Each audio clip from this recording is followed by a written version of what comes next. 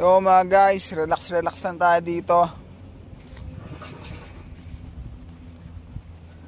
Dito pa din tayo sa ilog, no. Para tayong nandito sa dagat. Yan yung Mount Halcon.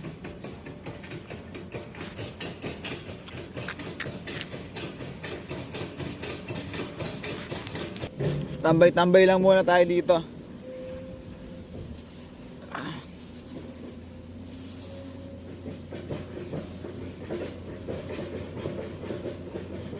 Mamaya tayo umuwi, Jumel.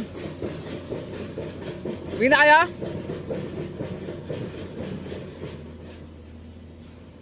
Mamaya tayo umuwi. Wala pa yung alas 10. Oh.